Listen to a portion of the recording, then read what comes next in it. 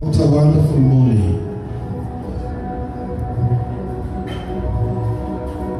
Na ndiposa wapendwa, tumekusanyika hapa.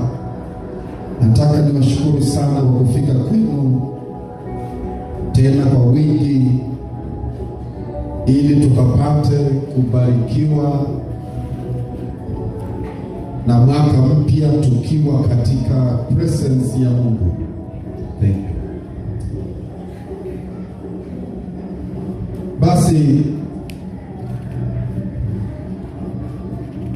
ikiwa tunakutana na wewe kwa mara ya kwanza, tarudia tena, majina yangu ni Pastor Josephat Gaira, na kwa wale ambao wanatufuata, our online audience from wherever you may be following this service, we are Redeemed Divine Church at Kangemi, Nairobi. We thank God for you and for all who are following us live on YouTube and other social media pages. We give God all the glory. Let's give a hand clap to our social media audience in the mighty name of Jesus. Amen. Amen. Thank you very much. Now, we have already unveiled, tayari tumekwisha kuzindua neno la imani la mwaka huu, neno ambalo litatuongoza katika imani. Na ningependa tufungue maandiko matakatifu, Revelation chapter 3. Revelation chapter 3. Revelation chapter 3. Revelation chapter 3. Ufunuo mlango wa 3. Ufunuo mlango wa 3. Ufunuo ni kitabu cha mwisho katika Biblia yetu. Biblia ya Kiebrania. Biblia ya Kiebrania iko na vitabu 66. Kuna Bible zingine ambazo sio za Kiebrania. Vitabu 66 ndivyo Wayahudi kupitia anointing ya Roho Mtakatifu na maongozi ya Roho walifahamu vitabu ndivyo vitabu vilivyo na pumzi ya Mungu, the canonical books. So Revelation is the last book katika maandiko matakatifu. Chapter 3 verse 8 ndio mstari wetu mkuu, verse ama theme text ya imani katika mwaka huu. Ningependa tusome wote katika lugha ya Bible yako. Are you ready? Yes. Uko tayari? Yes. Basi ningependa tusome kwa sauti katika lugha ya Bible yako. 1, 2, 3. I know your deeds. See, I have placed before you an open door that no one can shut. I know that you have little strength, yet you have kept my word and have not denied my name. Nayajua matendo yako. Tazama, nimekupa mlango uliofunguliwa mbele yako, ambao hapana awezaye kuufunga. Kwa kuwa unazo nguvu kidogo, nawe umelitunza neno langu, wala hukulikana jina langu. I know your works. See, I have set before you an open door, and no one can shut it. For you have a little strength, have kept my word, and have not denied my name. May the Lord bless the reading of His word. Baba, ni asante kwa neno hili, neno ambalo Yesu ulinena kwa kanisa la Philadelphia. Tunalipokea kuwa neno letu siku ya leo, tarehe 1 ya mwaka mpya, Januari 2026, ya kwamba Bwana, huu ni mwaka wa milango iliyofunguliwa. Na milango hii imefunguliwa tu na wewe Baba, na nitukuze jina lako, nikisema kama vile tulivyoamini Baba, na iwe Katika jina la Yesu naomba na mtu wa Mungu aseme amen. Basi wapendwa, andiko hili ambalo tumelisoma, kitabu hiki cha Ufunuo wa Yohana, Revelation chapter 3 verse 8. Kwanza nianze kuzungumza ya kusema kwamba maandiko haya, kitabu hiki cha Revelation, mwandishi wake ni Yohana ambaye alikuwa ni mwana wa Zebedayo. Akiandika mambo haya, ameandika akiwa katika kisiwa cha Patmos, kwa mambo ambayo Kristo alimuonyesha, na Kristo akamwambia, andika haya ambayo nitakuonyesha. Na tunapoangalia tunaona kwamba wakati Yohana anapoanza kuandika, assignment yake ya kwanza, vile tunavyoona, aliandika urembo wa Yesu Kristo akiwa kwenye utukufu. Na ndiposa chapter 1 inaanza kwa Yohana kutueleza ya kwamba Yesu alikuwa na macho kama jua, alikuwa na mavazi yaliyong'ara, nywele zake zilikuwa nyeupe. Yohana anatupatia sura yake Yesu, jinsi Yesu alivyokuwa katika utukufu, kama vile Yohana alivyomuona. Na jambo la kupendeza ni kwamba pia Yohana alimuona Yesu akiwa katikati ya vinara vya taa. Vinara vya taa 7, ikiwa ni makanisa 7. Assignment ya pili ambayo Yohana alipewa katika uandishi wake, Yohana alitumwa apeleke ujumbe kwa makanisa 7 yaliyokuwa katika Asia Minor. Bwana Yesu asifiwe. Na makanisa haya 7 yanapatikana katika maandiko matakatifu katika chapter 1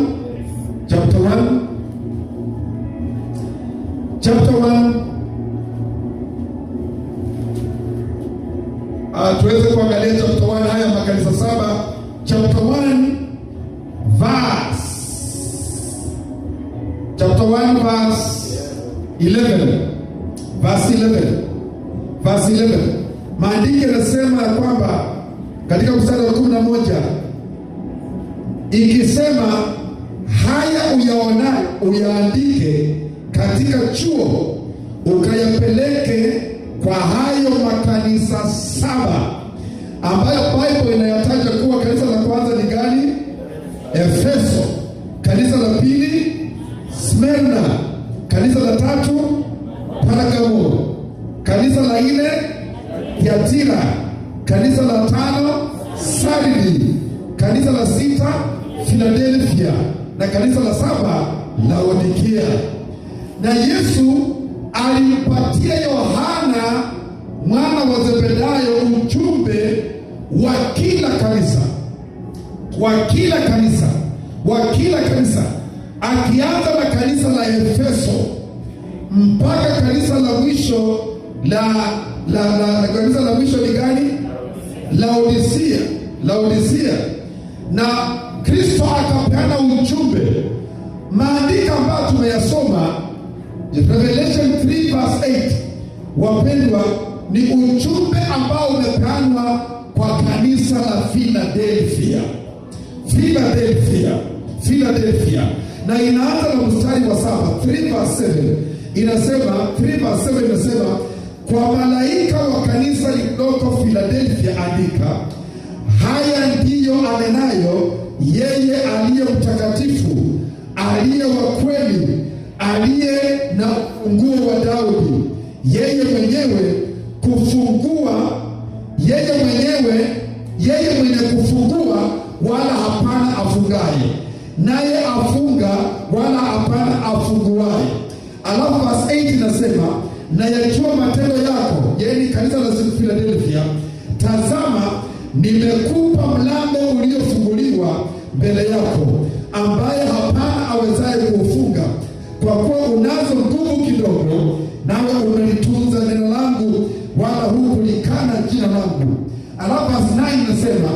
tazama, nakupa walio wa sinagogi la Shetani, wasemao kwamba ni Wayahudi, nao sio, bali wasema uongo. Tazama, nitawafanya waje sujudu mbele ya miguu yako na kujua ya kuwa nimekupenda, kwa kuwa umelishika neno la subira yangu. Mimi nitakulinda utoke katika saa ya kuharibiwa iliyo tayari kujilia ulimwengu wote, kuwajaribu wakao juu ya nchi. Naja upesi, shika sana ulicho nacho, asije mtu akaitwaa taji yako. Yeye ashindaye nitamfanya kuwa mguso katika hekalu la Mungu wangu, wala hatatoka humo tena kabisa. Nami nitaandika juu yake jina la Mungu wangu na jina la mji wa Mungu wangu, huo Yerusalemu mpya ushukao kutoka mbinguni kwa Mungu wangu, na jina langu mwenyewe lile jipya. Yeye aliye na sikio na alisikia neno hili ambalo Roho ayaambia makanisa. Na Bwana alibariki neno lake. Wapendwa, ningependa kujua ya kwamba unapoenda kusoma hizi habari za haya makanisa saba, yaani Yesu aliambia Yohana, ninakupatia habari ya the 7 churches, na upeleke ujumbe wangu, write a scroll, write a letter, write a report. Na haya makanisa saba ni makanisa ambayo yalikuwepo. Yohana alipomaliza kuandika haya ambayo Yesu alimjulisha kwa kila hili kanisa, alipeleka hii barua kwa hayo makanisa, na kila kanisa lilipata kusoma habari yake kati haya makanisa saba. Na wapendwa, ningependa kujua neno moja, kwamba katika haya makanisa saba, makanisa 5 yaliweza kukuwa rebuked, yaani yalikemewa, yalikuwa na dhambi ambayo ilistahili kutubiwa. 5 of these churches had seen that was to be repented, that required repentance. Jesus warned and rebuked 5 churches out of the 7. Lakini 2 churches did not receive any rebuke. Walipata tu kuwa recommended, na wakapongezwa, na wakahaidiwa ahadi ya taji watakayoipata. Na kwa haya makanisa mawili, Philadelphia ni kanisa mojawapo ambalo tayari tumesoma, we have read, tumesoma ujumbe wa kanisa Philadelphia. Hakuna mahali wanaonywa kuhusu dhambi ambayo walistahili kutubu, lakini Mungu anaambia kanisa la Philadelphia ya kwamba mumevumilia katika imani, mumejitia moyo, hamjalikana jina langu, basi mimi Kristo nimewapatia mlango uliofunguka mbele yenu. Mimi Kristo nimewafungua, na nikifungua hakuna awezaye kufunga. Bwana Yesu asifiwe. Ni neema yake Mwenyezi Mungu, wapendwa, ya kwamba katika tarehe hii ya leo, siku ya kwanza ya juma ya mwaka, ninapotangazia katika imani ya kwamba kuhusiana na ripoti yoyote ambayo kiroho, kufuatana na toba ambayo umetubu na kujitakasa ambako umetakasa, nataka nikwambie, umeanza huu mwaka bila kikwazo mbele ya Kristo. Umeanza huu mwaka bila kikwazo mbele ya Kristo. Umeanza huu mwaka kama kanisa la Philadelphia. Kristo hajapata jambo lolote ambalo ataweza kurebuke, kukemea mlango. Yani sisi kama kanisa la Philadelphia tunashukuru Mungu kwa hii neema ambayo ilikuwa inakaa katika Philadelphia. Na imagine Mungu anaambia kanisa ya kwamba hata atawatuma wale wanaoabudu shetani. Unaona, anasema verse 9, tazama ninakupa walio wa sinagogi la Shetani, wasemao kwamba ni Wayahudi, nao sio,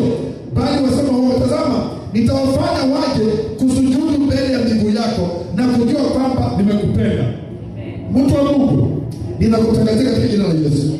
Even devil worshippers will know that God loves you. Haki mmekosa mahali pazuri pa kusema amen. Ninakutangazia katika jina la Yesu, hata wale wa sinagogi la shetani, hata wale ambao wamemkataa Kristo, watakuangalia wewe katika huu mwaka wa 2026 na watajua ya kwamba Mungu anakupenda. Sema mimi ni kanisa la Philadelphia.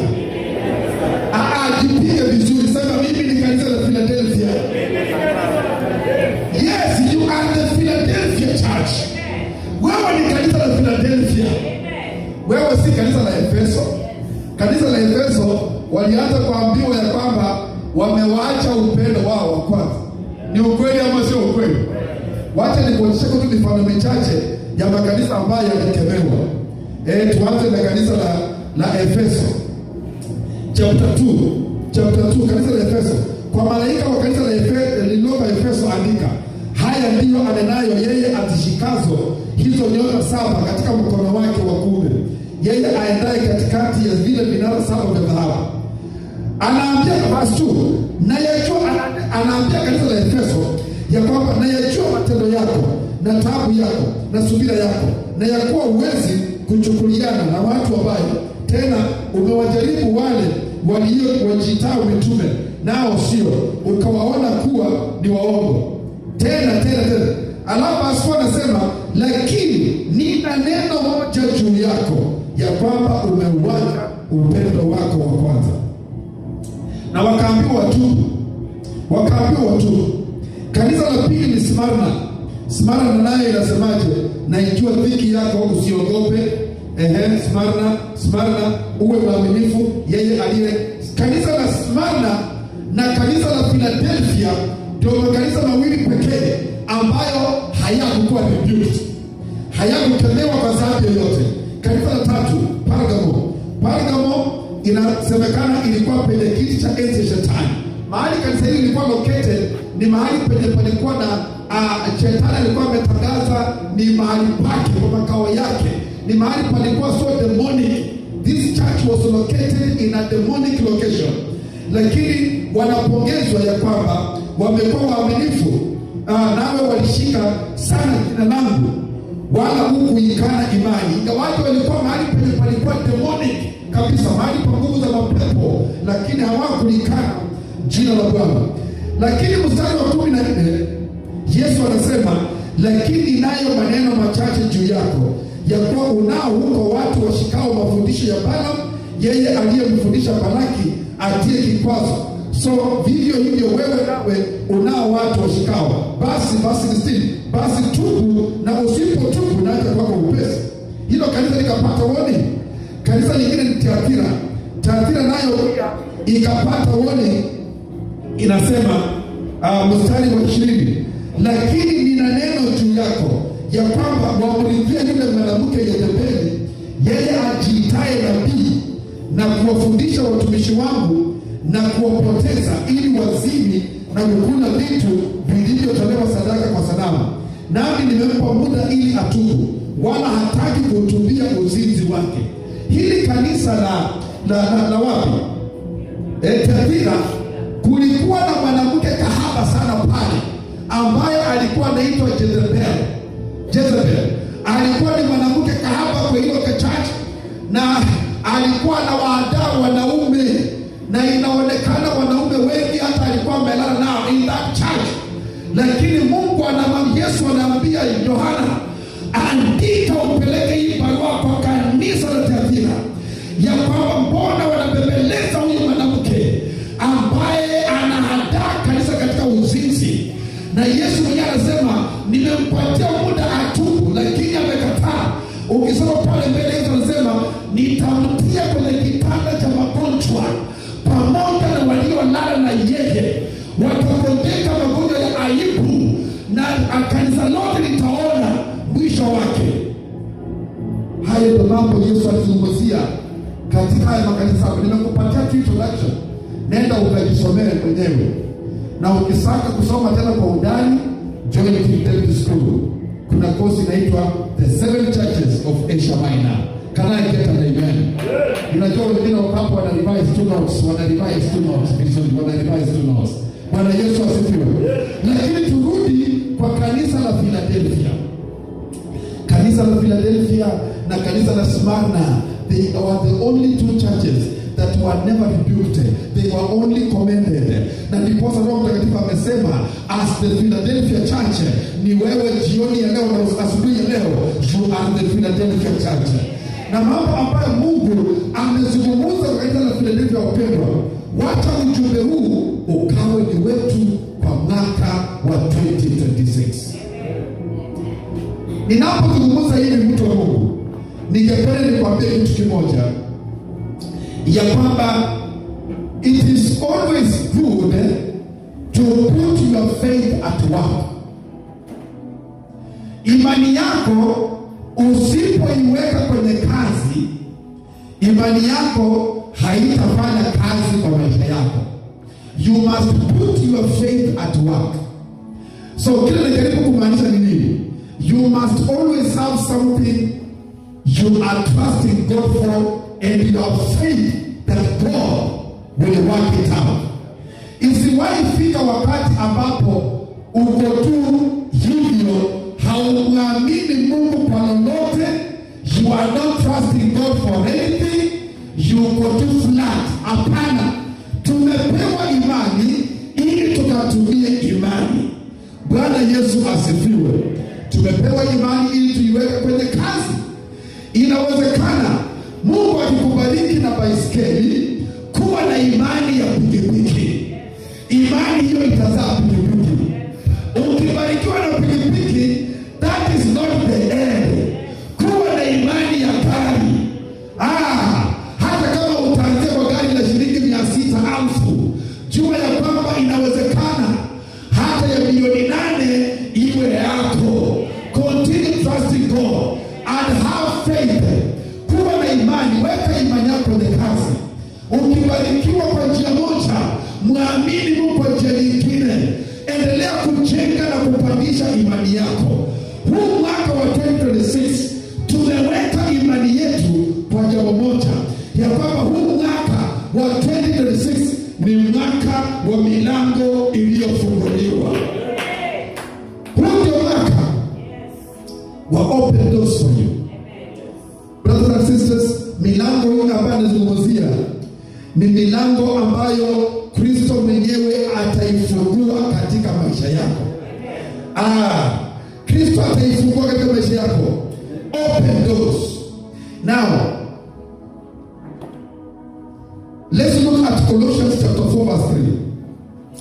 Hili jambo la milango iliyofunguliwa, je, ni jambo ambalo liko katika Bible? Wa Colossae chapter 4 verse 3. Colossians 4 verse 3. Colossians 4 verse 3. Let us look at the evidence. Colossians 4 verse 3. Are we there? Now, Colossians 4 verse 3 inasema, meanwhile, pray also for us that God would open to us a door for the world to speak the mystery of Christ, for which I am also in chains, that I may make it manifest as I ought to speak. Wakolosai, Kiswahili kinasema namna gani? Wakolosai 4 verse 3. Maandiko yanasema, nataka na wewe pia mjoli wa kweli. Wakolosai chapter 4 verse 3.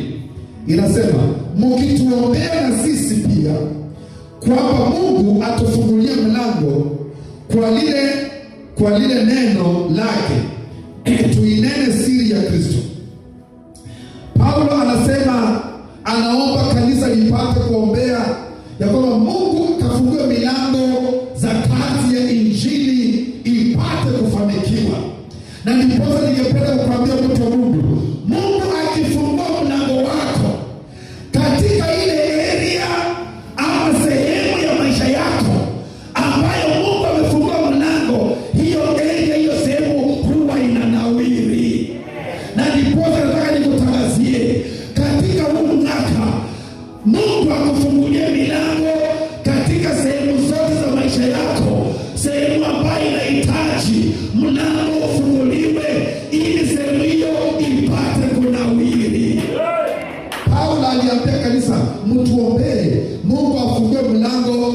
injili kufanikiwa.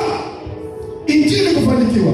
Na ndiposa tunatangaza katika jina la Yesu ya kwamba katika mwaka wa 2026 milango ya injili katika hili kanisa imefunguliwa katika jina la Yesu.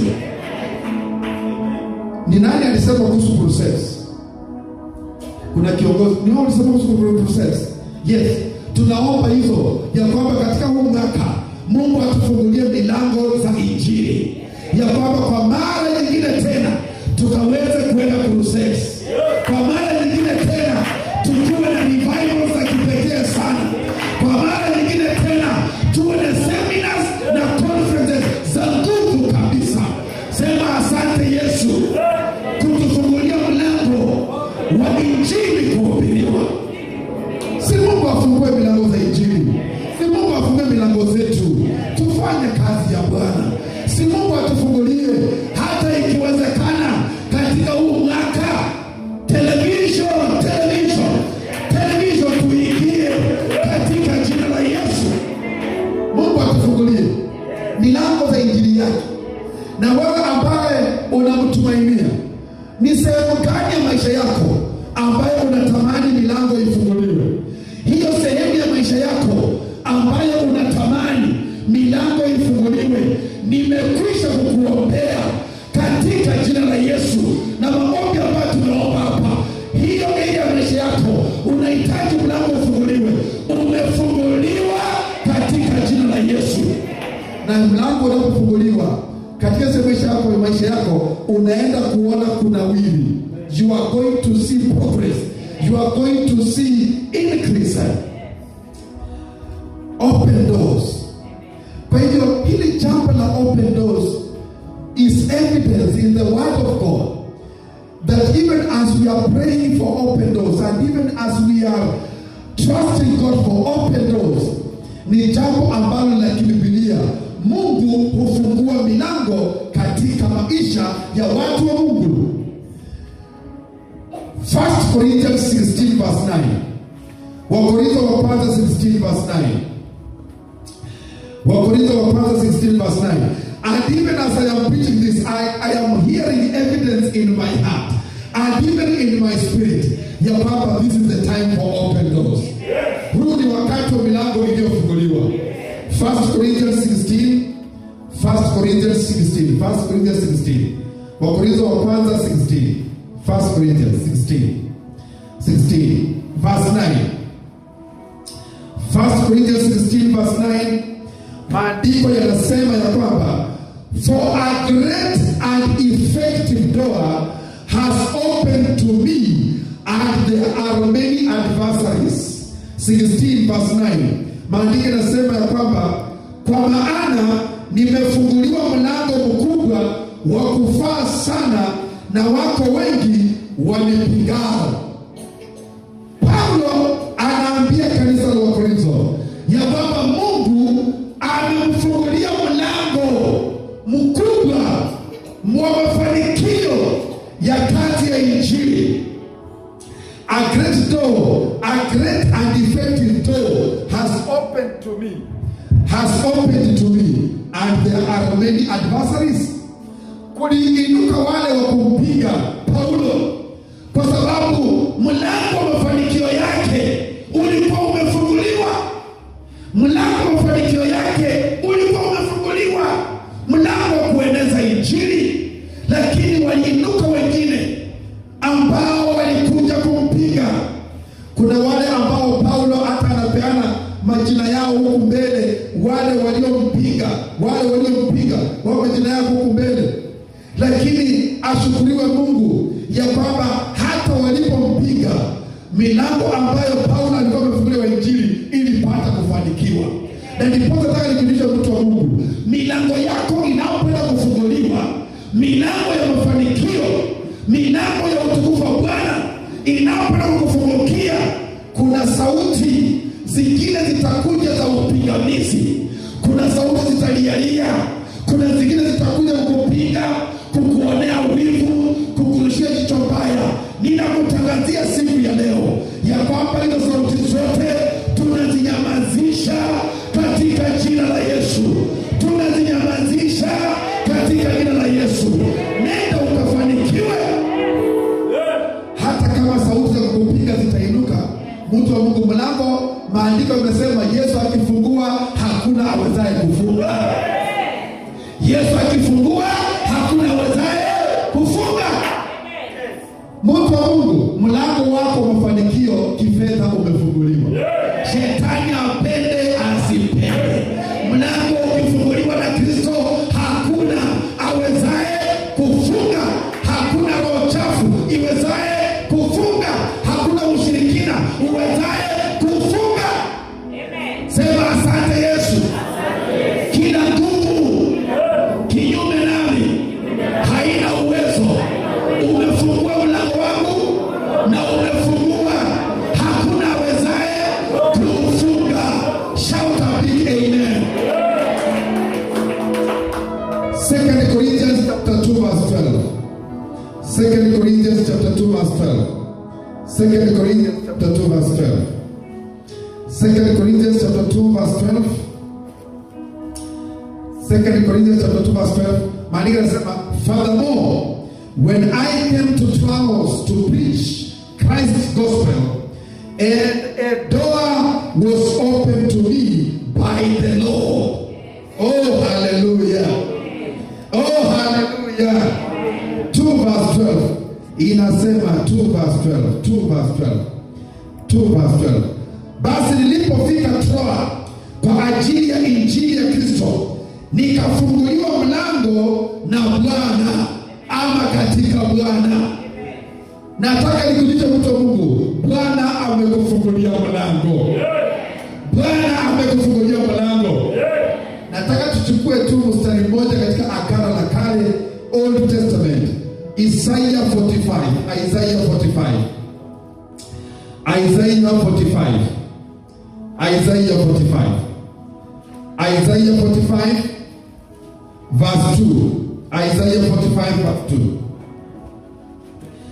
Isaiah 45 verse 2. 45 verse 2. Now, Isaiah 45 verse 2. Maandiko yanasema, nitakwenda, verse 2, I will go before you. Now, hii ni asikia vile Mungu anavyokuambia wewe. Sema ni mimi ninaambiwa. Sema ni mimi ninaambiwa. Pia jirani yako ni wewe unaambiwa. Na usikilie vile Bwana anakuambia. Anasema, I will go before you and make the crooked places straight. Anasema, I will break in pieces the gates of bronze and cut the bars of iron. Nitakwenda mbele yako na kupasawazisha mahali palipo paruza. Alafu anasema, nitavunja vipande milango ya shaba na kukatakata mapingo ya chuma. Alafu anasema verse 3, nami nitakupa hazina za gizani na mali zilizofichwa na mali za mahali pasiri, upate kujua ya kuwa mimi ni Bwana nikuitaye kwa jina lako, na Mungu wa Israeli. I will give you the treasures of darkness and hidden riches in secret places, that you may know that I the Lord who calls you by your name am the God of Israel.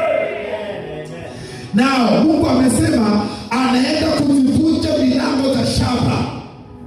Nataka nikwambie mtu wa Mungu, kuna milango ambazo shetani amezijenga katika maisha yetu. Shetani anakujenga milango za chuma, kama vile simu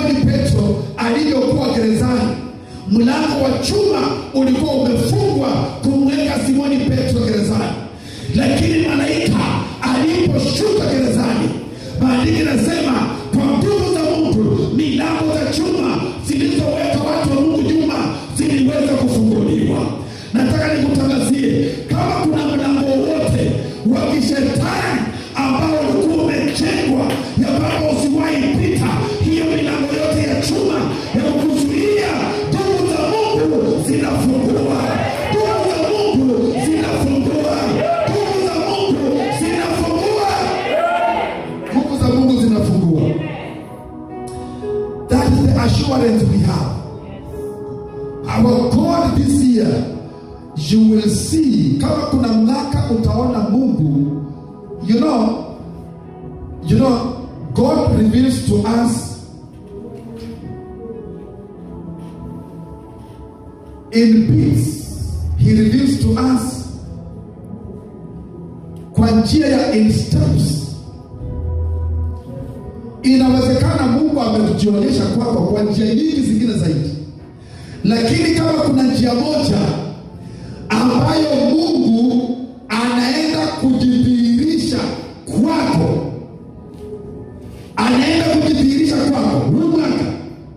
huu mwaka, mtu wa Mungu, huu mwaka, sema huu mwaka, kama kuna njia moja Mungu anaenda kujionyesha kwako mpaka utajua huyu ni Mungu, ni kwamba utamwona Mungu kama yule anayefungua milango. You are going to see this God as a God who opens doors. Na kuna milango Mungu amekufungulia in the past. Wacha nikwambie, hajamalizana na wewe. Kwanza hajamalizana na wewe. Kama ametupatia hii, kwanza huu ndio mwaka wa milango zetu kufunguliwa. Na wapendwa, ni milango za aina gani ambazo Mungu anaenda kutufungulia mwaka huu? Nataka nikwambie kuanzia sasa, sio achana na kufungua, hata ameshaanza kufungua. Mlango mtu umefunguliwa asubuhi ya leo. I said mlango wa mtu umefunguliwa asubuhi ya leo. God is going to open spiritual doors. Milango za kiroho zinaenda kufunguliwa. I said milango za kiroho zimefunguliwa. Milango za kiroho zimefunguliwa. Na ndipo ningependa kuwatangazia, for the very first time tunatangaza katika kanisa hili, tutakuwa na maprophets, manabii. Kwani mnaogopa manabii? Yaani so that ukitaka kutenda visanga zako, unafanya tu visanga zako ukisiwa tu, hakuna nabii jaji yetu. Mimi tayari hakuna nabii. Lakini mwaka huu manabii wanakuja. Aisee, manabii wanakuja. Utakuwa umeingia tu pale na pia nakwambia, sister brother, tupu. Muwe tayari.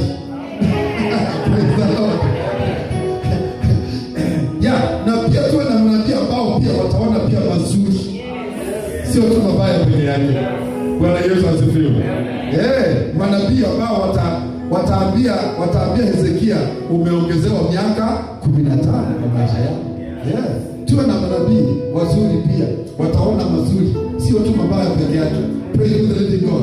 Unajua mkisikia tu nabii, mnaona ni mabaya peke yake. Hata mazuri. Manabii walituma kupeleka ujumbe mzuri. God is going to open your spiritual doors. Milango zako za kiroho zinaenda kufunguliwa. Na wakati milango zako za kiroho, unajua kuna wengine hata maombi ukitaka kuomba huko unapataka breakthrough. Hata huko unamalizaka 1 minute. Hata ukitaka kusoma Bible inakuwa ni ngumu. Hiyo ilikuwa ni kifungo. Hicho kifungo kimeondolewa. Milango zako za mambo ya kiroho zimefunguliwa. Imagine na wengine wewe unamaliza mwaka mzima without prayer and fasting. Sasa hebu imagine wewe unakula tu, yaani wewe na ng'ombe same kwa upande wa tumbo. Because ng'ombe, wanyama wakiamka hakuna kitu kingine. Mnyama ni kushibisha tumbo peke yake. Haki situkuwa tofauti na wanyama. Nataka nikwambie, kama kuna mwaka mtu wa Mungu umefunguliwa kiroho, mlango wako wa kiroho umefunguliwa, ni huu mwaka wa 2026. Milango za kiroho zimefunguliwa. Kuna wengine hata tuwe na revival, hata tuwe na kesha, you can never come. Lakini this year you have been set free. Umewachiliwa na umetiwa huru. Utakuja mikutano za maombi, utafunga, hata watu watashangaa. Watakaposikia atunawaambia you are in fasting, watashangaa because umewekwa huru katika jina la Yesu. Umewekwa huru. Huu mwaka nitakapoenda Heaven's Gate, nataka tuende na gari yetu tumekomboa kule watu wanaendanga as churches, as teams. Huu mwaka wewe utakuwa katika hiyo timu, katika jina la Yesu. Huu mwaka utakuwa katika hiyo timu. Na tutakapokuwa tunaenda, hatutakuwa tunaenda kumlilia Mungu, tutakuwa tunapeleka maombi ya thanksgiving kwa milango zile atakuwa amefungua. Bwana Yesu asifiwe. We shall not go crying. We shall be going to sing songs of praise. You can imagine, tutakuwa tunaenda kumshukuru Mungu, kufunga, tujinyima mkula, kumwambia Bwana asante kwa sababu umenifungulia mlango. Watu wanaenda prayer of fasting because ya vilio na mambo mbalimbali yanayowahuzunisha. But let me tell you, if there is a prayer that can be so powerful, is to deny yourself. Ujideny kabisa mwili wako, just to say, to express your gratitude to God. Na kumwambia Bwana asante. We shall be going there. Mlango wa pili ambao Mungu anakufungua wapendwa, and I declare to you, ni mlango financial doors. God is going to open financial doors of financial success. Milango ya kifedha, milango ya kubarikiwa, milango ya rasilimali, milango ya pesa. Nataka nikutangazie nikiwa juu ya haya madhabahu ya kwamba kanisa hili hatuamini katika Ukristo na umaskini. Tunaamini katika Ukristo na ufanisi. Mnajua Ukristo na ufanisi? Ukristo uandamane na ufanisi. Haleluya. Na huo ufanisi ambao tunaamini ndani ni ufanisi ambao unatoka kwa Bwana. Na kutangazia in the name of Jesus. May the Lord prosper you in this year. May the Lord open your doors for prosperity, your doors of finances. Kama kuna mwaka utafurahia chakula chako ambacho umekipata kwa baraka ya Bwana, ni mwaka huu wa 2026. Going forward, ninangojea mafanikio zipate kufunguliwa. Sema asante Yesu, kufungua milango zangu, milango za mafanikio. Lazima tuwe kanisa la mafanikio. Lazima mafanikio yetu yaongezeke, yazidi kupanuka. Mipaka zetu za mafanikio zinaenda kupanuka. I want to tell you, kama haujawahi toa sadaka ya 500 every Sunday, it is beginning this year in the name of Jesus. In the name of Jesus. In the name of Jesus. Yes, hapo kwa 50 unaenda kuhama. I'm telling you, sijui nazungumza kwa nani, yule anaamini aipokee. Ninazungumza kwa imani. Pale kwa sadaka ya 50 unaenda kuhama hapo. That is not your level. Sema 50 nimehama. Hiyo sio kiwango yangu. Kwa sababu Mungu amenifungulia milango. Wale walikuwa wa 50 wanahama. Wale walikuwa wa 100 wanafanya nini? Wanahama. Na wale walikuwa wa 200 pia wanafanya nini? Wanahama. Hiyo daraja inaenda juu katika jina la Yesu. Hiyo daraja inaenda juu katika jina la Yesu. In the mighty name of Jesus. Mimi nataka nianze practice hii January. Hii January nataka tu niwe natoa 1,000 every Sunday kama sadaka yangu every Sunday. Mungu nisaidie, every Sunday 1,000 every Sunday. Hiyo sio rent, sio nini, sio tithe, kasadaka tu ka Sunday. Na ninapoanza namna hiyo, na nyinyi pia mmeinuliwa katika jina la Yesu. Haleluya. Kanisa letu wapendwa linaenda mbali. Apia mwenzako kanisa letu linaenda mbali. Na linaenda mbali kwa sadaka zetu. Praise be the living God. Hapa Hebron ndio tupate hiyo mambo tunasema ya mambo ya DC sijui nini. Tunaimba wimbo kwa WhatsApp, tunaimba wimbo. Alani anaimba tarehe karibu siku 20 anaimba. Lakini nataka niwaambie, Mungu anaenda kutenda mambo ya ajabu.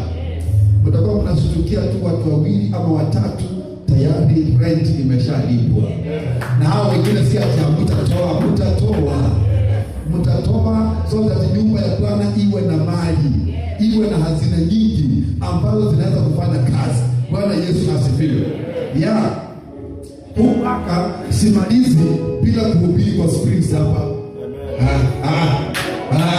Huyu mwaka simalizi nataka ma Springs hapa juu. Tunataka ma helicopter fans hapa zikuwe 5, hapa zikuwe 5. Zina yani unasikia vizuri. Na zangu za madhabahu kwa ukuta hapa inanichapa hivi. Zinakuja namna hii. Mambo ikuwe sawa. Can I get an amen? Tunataka kile kinaitwa gypsum hapa juu. Mambo ya kuona hizi mbao haitakikani. Hapa juu gypsum na light mzuri, ceiling board ya gypsum mzuri inayofanana na hii. Hatuwezi weka hapa hii na hapa pakaa hivi. Haiwezekani katika jina la Yesu. Bwana Yesu asifiwe. Na haya yanakuja katika jina la Yesu. Na tunaenda television. We are going television. This year we are going television. We are going television. Na mlango wa 3 Mungu anafungua maisha yako ni mlango wa relationships ama association. God is going to open a mighty door for new friends, marafiki wapya. Oh my good Lord. Sema asante Yesu kwa marafiki wapya na watu wapya ambao umeniwekea katika mwaka huu. Ninakutangazia katika jina la Yesu, wale watu Mungu amekuwekea new relationships ambazo zinakuja, shetani hatazizuia. Lazima hao watu wakuje, na hao watu wanakuja maishani mwako to live a difference in your life. Hallelujah. I hear the voice of the Lord saying, the Spirit of the Lord is saying, God is going to send you new friends that are going to impact your life for good. Katika jina la Yesu. Mtu wa Mungu, maombi umeyaomba kwa wingi. Now, kile kilibaki tu ni divine connection. God is going to connect you to new associations. Let me tell you something. It is not possible ya kwamba mwaka nenda mwaka rudi ungali tu na wale marafiki wale. It is good. You should maintain them. You should maintain them. Lydia na nani? Na Mario. Sio tu kila saa Mario ndio rafiki yako tu peke yake. Praise the Lord. Na nani kwambia? Yes. Kuna urafiki and you must maintain relationships. Kuna wengine Mungu akitaka kuondoa anawaondoanga. Praise the living God. And I want to tell you today, you will no longer. Kuna mahusiano yenye Mungu alifunga. Wachana nayo. I said wachana nayo. Some of you leo unataka kufungua mwaka na bado wale watu walioondoka maishani mwako walimaliza kazi yenye Mungu aliwatuma ili walai.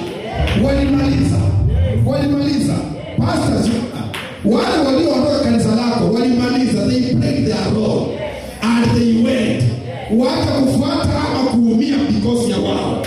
Now the new ones are coming in. I want to declare to you in the name of Jesus, hii Januari haiishi bila mtu wa Mungu kupata rafiki mpya ambaye hukumjua. Kanisa la Kangemi mjiandae, wageni wanakuja. Kanisa la Hebron mjiandae, wageni wanakuja. Watu ambao hatukuwajua lakini wanatuma hapa na Mungu ya kwamba baraka zao ziko mahali hapa. We have something we shall offer to them, and they have what they have to offer to Christ here. So it is a two-way traffic. Mungu atawatuma hapa because baraka zao ziko hapa. Na pia na wao wanakuja ku-add value ya kazi ya Kristo hapa. Bwana Yesu asifiwe. Akisi Mungu akutumia kwa watu wapya. Watu wenye hawakujua. So ningependa uwe makini sana. Whenever you see a new friend coming in, jua kuwa spiritually connected. Unajua kuna watu wengine mko very poor at relationships. Na sasa mimi unapendanga hiyo subject sana because I have studied psychology. Mimi ni mwanafunzi wa psychology. Na nimejifundisha topic ambayo inaitwa personality. Yeah? So I know kuna personality types, kuna vile tu Mungu alivyokuumba. Kuna wale introverts, kuna extroverts. Hizo ndio the main two groups. Hapa chini tunapata smaller groups. Kuna sanguine, kuna melancholy, kuna choleric, kuna nini ingine? Hamjui. Kujeni masomo. Pana kaa tu mbele, hausomi, haufanyi lolote, unangojea tu na pia kemea mapepo. Mapepo gani? Kuja shule usome. Hallelujah. Yeah. So, wakati mwingine ni vizuri ukikuja darasani tutakusaidia na tutakufundisha uelewe why do you behave the way you behave. You know you need to understand yourself. Yeah. After you understand yourself, you will also understand other people. Na ndio unaona weka tu watu 10 mahali. Weka tu watu 10 mahali. Hata tu kwa hii charge. Weka tu watu 10 mahali. Unapata kingine kelele. Hata kamekuja leo chachi yetu hii mara ya kwanza, kameshajua jikoni, kameshajua choo vile inakaa, kameshajua hata kwa ofisi ya pasi kameshaingia. Si ndio? Hapo ni kakielele. Ni personality type yake. Na hiyo pia iko na advantages zake. Yeah, kuna mahali utaenda wanataka watu kielele aina hiyo. Na pia utapata hata kanisa linahitaji kielele. Lakini kuna pia tunaangalianga vielele tunawagaidi kidogo. Na mwingine akiwa tu ameketi pale amekaa. Hata mwingine akijaribu kusongea anaanza kudoubt. Huyu mwenye anakwanya kuna ajenda gani? Yaani anataka tu mahali pake peke yake. Hata akiwa kwa nyumba, kwa ploti, mara nyingi mlango imefunga, akiwa tu pengine akuwe na TV basi video rafiki yake, mahali penye ameweka vitu vyake, hataki mtu mwingine asongee, asiguze. Hiyo ni personality type yake. Kuna wengine wako haraka sana kutengeneza marafiki. Ukichukua nyinyi watu 10 ni wapeleka mkutano mahali kuna conference ya watu 1000, ni warusha hapo utapata kuna mmoja ameshatengeneza marafiki 3 mara moja within 1 hour. Ameshajua huyu ni fulani anatoka Zanzibar, huyu ni fulani anatoka Nigeria, huyu ni fulani anatoka Uganda. Hata bila, yani utashangaa sana. Already taken there, ameshachukua namba zao za simu, amejipanga vizuri. Huyo ni personality type yake. Lakini mwingine hata umrusha mahali kuna watu, mahali kuna baraka, hata akae hapo siku 10, atatoka hapo peke yake vile alivyokuja. Hana contact ya mtu, hana shughuli na watu. Si tulikuwa tumeenda seminar kusoma mambo mengine ni ya nini? Anataka aolewe. Asante evangelist. Hiyo ni personality type yake. Lakini nataka nikwambie, Roho Mtakatifu anasema maisha yako mwaka huu yanaenda kubadilika through a friend.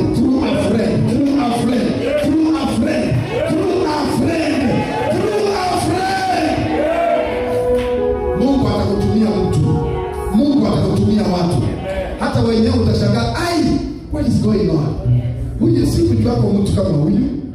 Lakini unajua hii dunia iko na watu.